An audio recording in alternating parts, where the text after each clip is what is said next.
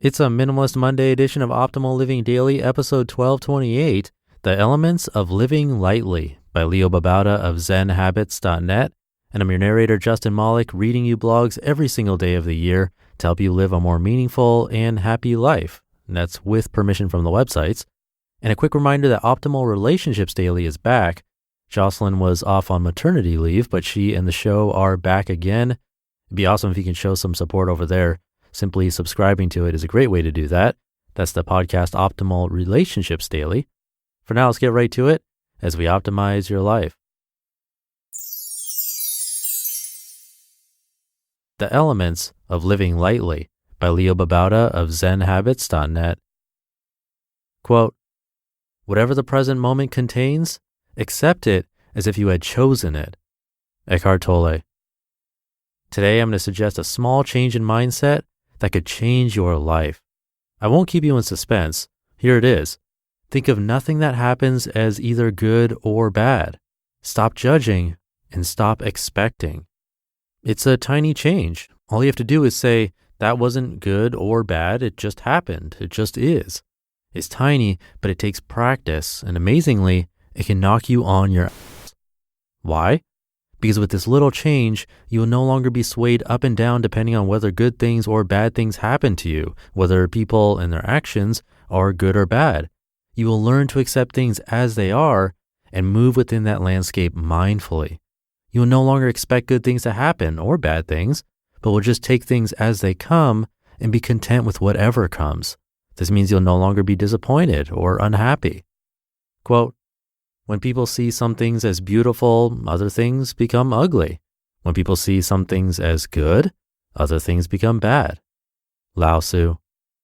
A little exercise.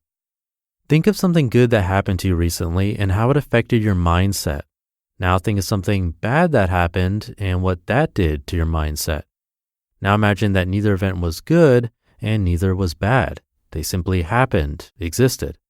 How does that change how you would have felt as a result of those events? How does it change your happiness, your mood? How does it change what you do in reaction? When you stop judging things as good or bad, you are no longer burdened by the emotions of this judgment and can live lighter, freer. Nothing is good or bad. Hamlet said, "There's nothing either good or bad, but thinking makes it so." He was right.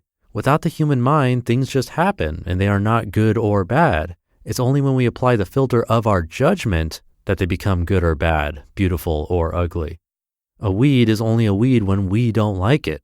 Children are only naughty if we don't like their actions. Life only sucks if you judge it as bad. But what about truly horrible tragedies like a plague or tsunami or the Holocaust? Surely those are bad. Sure, through the lens of the judgment we've been raised to make, they are terrible. But then again, remove the judgment and then they simply happened. Death and cruelty will probably always make us sad, but they've always happened and always will, whether we like them or hate them. Holocaust survivor and author Viktor Frankl wrote of a rich woman who went through the Holocaust and who was grateful for the experience as much as she suffered because it opened her eyes. It transformed her. I'm not saying the Holocaust was good, but perhaps we can say that it happened. It serves as a lesson, one we should heed, by the way, in these days of politically charged hatred, of blaming our ills on immigrants and minorities. There are other tragedies that happen that aren't necessarily bad. They're devastating losses without a doubt, but in life there are always losses and people will always die. It's how we judge them that determines our reaction and determines whether we're capable of dealing with it sanely. Great expectations. The second half of this change is just as small, but just as important. Dropping expectations. Not lowering expectations, but eliminating them.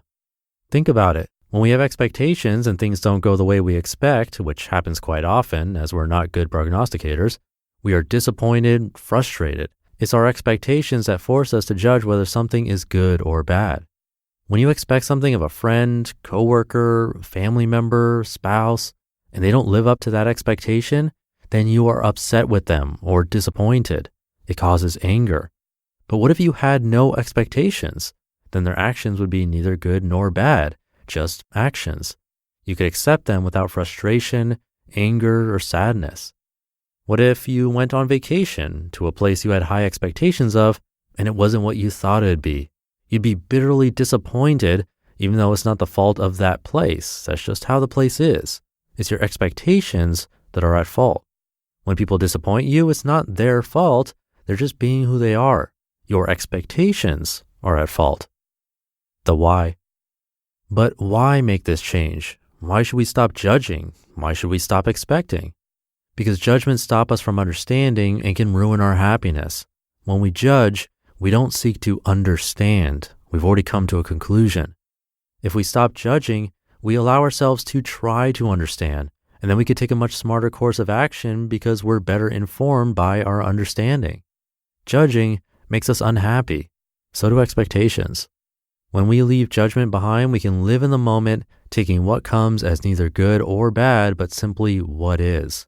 We can stop ruining our happiness with our thinking and start living instead. The how. So how do we start doing this? In small steps, as always. Number 1, start by being more aware.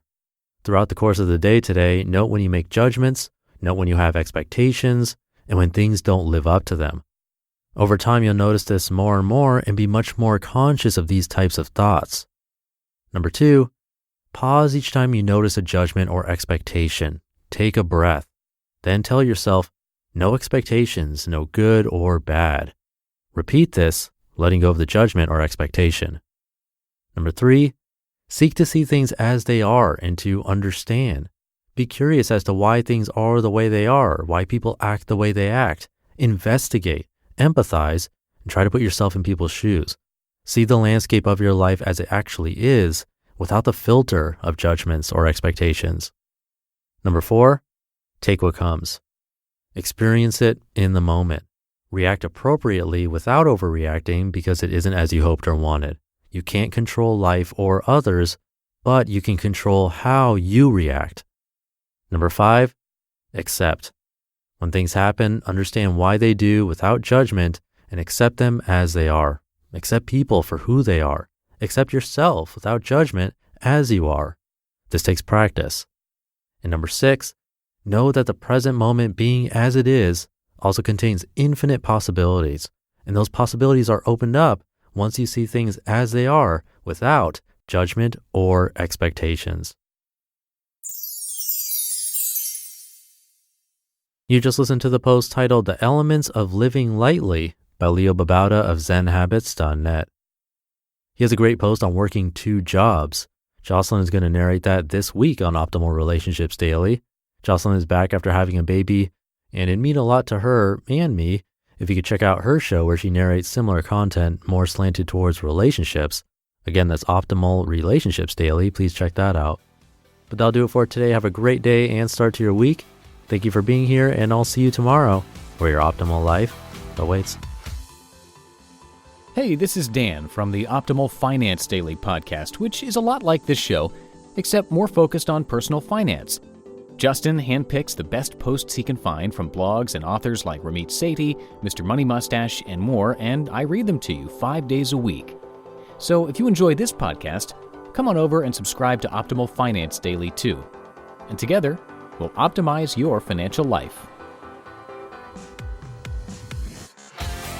You've been listening to Optimal Living Daily. Be sure to hit the subscribe button to stay up to date on each new episode and head to oldpodcast.com. That's OLDpodcast.com for a free gift as well as more actionable tips and resources to help you maximize your potential. Thanks for joining us, and remember, your optimal life awaits.